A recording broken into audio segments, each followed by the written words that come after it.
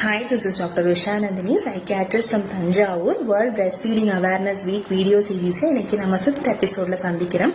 இன்னைக்கு எதை பத்தி பேச போறோம் அப்படின்னா, வீட்டில் இருக்கவங்க பெரியவங்க பிரெஸ்ட் ஃபீடிங்க்கு சப்போர்ட்டிவா இல்லை அப்படின்னு சில ஃபெல்லோ டாக்டர்ஸே எனக்கு மெசேஜ் பண்ணி கேட்டாங்க. ஸோ அதை பத்தி பேசுங்க மேடம் சொல்லியிருக்காங்க. ஸோ இது ரொம்ப உண்மையான விஷயம். மாமியார் ஆகட்டும், இல்லை அம்மாவாகட்டும், இல்லை பாட்டி ஆகட்டும், நிறைய பேர் குழந்தை அழுதுட்டாலே அம்மாக்கு பால் பத்தலை, பால் சொட்ட சொட்ட விழுகலைன்னா பால் பத்தலை, பால் வடியலைன்னா பால் பத்தலை, குழந்தை நைன்னு அழுதுட்டே இருந்ததுன்னா பால் பத்தலை, இப்படி சொல்லி சொல்லி அவங்களும் பால் பவுடர் அதிகமா கொடுக்கணும்னு நினைக்கிறாங்க. இன்னொரு பக்கம் அவங்க குழந்தைய தூக்கி வச்சுட்டு பால் கொடுக்கணும்னு ஆசைப்படுறதுக்கும் நான் சங்கல கொடுக்குறேன், நீ கொடுத்தா பத்த மாட்டேங்குது அப்படின்னு சொல்றாங்க. ஸோ இதெல்லாம் நம்ம கொஞ்சம் அட்ரஸ் பண்ணணும்.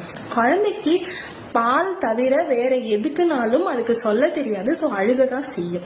குழந்தைக்கு பால் பத்துதா அப்படின்றது குழந்தையோட வெயிட் கெயின், குழந்தையோட ஆக்டிவிட்டிஸ், குழந்தை எத்தனை தடவை யூரின் போகுது, குழந்தை எத்தனை தடவை மோஷன் போகுது, இதெல்லாம் வச்சுதான் நம்ம கண்டுபிடிக்க முடியும்.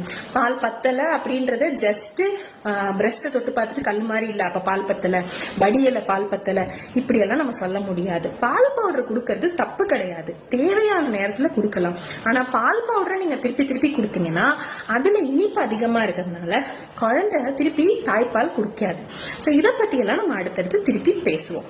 தேங்க்யூ.